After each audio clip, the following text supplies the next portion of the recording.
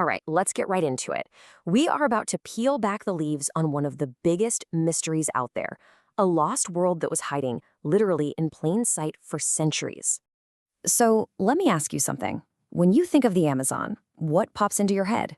For most of us, it's this image of a vast, dense, pristine jungle, right?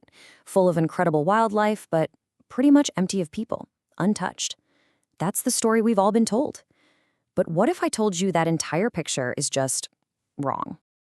For centuries, this was the accepted truth. Explorers, scientists, everyone.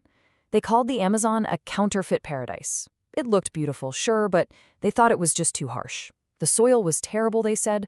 No way could a big, complex civilization ever survive there, let alone thrive. Well, that idea, it turns out it might just be one of the biggest mistakes in all of human history.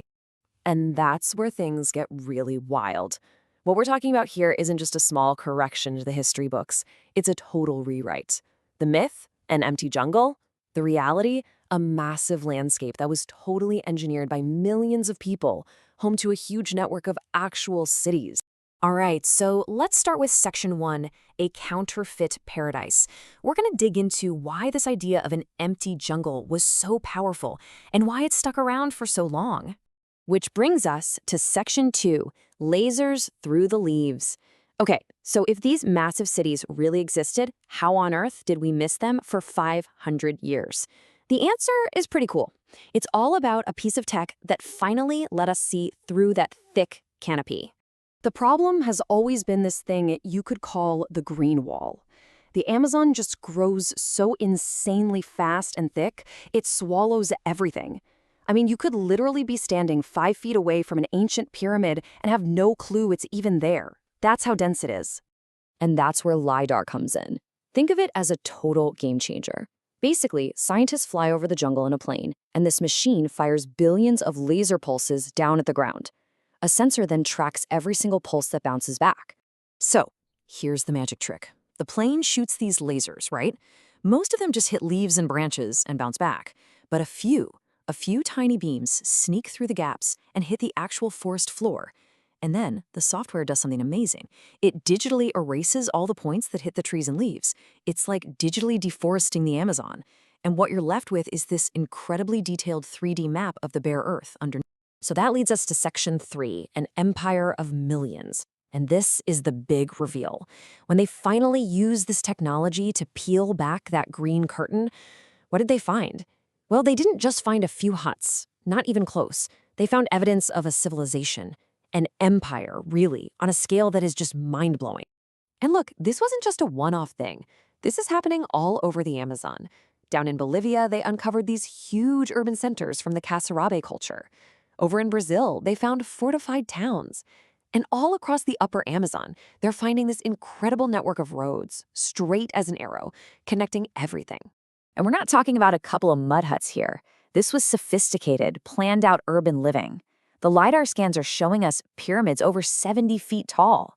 They had massive reservoirs and canals to manage water, raised causeways that were basically ancient highways, big public plazas, even defensive moats and walls. This was the real deal.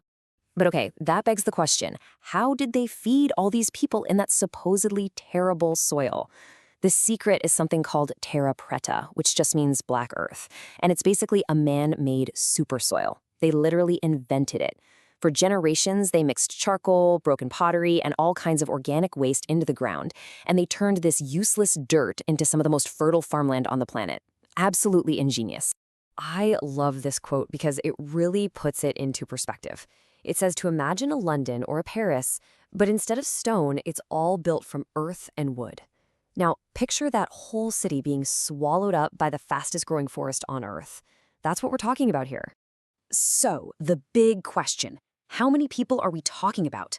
The latest estimates, and you might want to sit down for this, suggest that before 1492, the Amazon could have been home to 10 million people. To put that in perspective, that's a population density similar to parts of Europe back then. Just incredible. Okay, so that brings us to the next part of the story, and it's a much darker one. Section 4, the Great Vanishing. Because if 10 million people were living in these massive cities, what happened to them? Where did they all go? I mean, that's the real mystery here, isn't it? How does a civilization that big, with millions of people, just disappear? And disappear so completely that for 500 years, the world just assumed it was never there to begin with. The answer is it happened terrifyingly fast. When European explorers arrived in the Americas, they brought things with them that weren't on any manifest. They brought invisible killers, diseases like smallpox, the flu, stuff the indigenous populations had zero immunity to. And these diseases just tore through the continent like wildfire, moving way faster than the explorers themselves.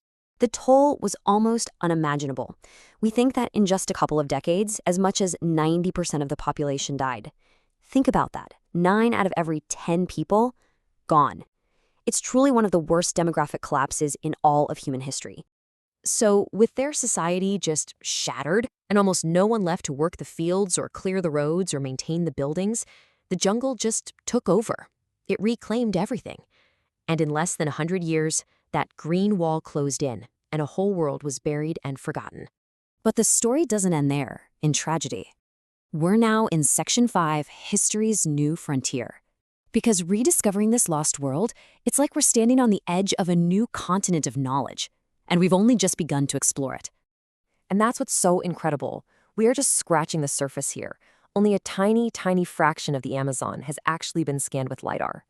Every time they fly over a new patch of jungle, the map lights up with more cities, more roads, more canals.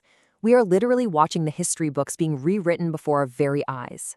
So, if you take one thing away from all this, let it be this. The Amazon is not a pristine wilderness. It never was. It's a garden, a man-made landscape that just went wild after its gardeners disappeared. Or, to put it another way, and I think this is a perfect description, it's a graveyard of giants. And that leaves us with one last really exciting question, doesn't it? If a civilization of 10 million people could stay completely hidden from us for 500 years, just think about what else might be out there. What other lost worlds are just waiting, hidden beneath the trees or the sand for us to find them?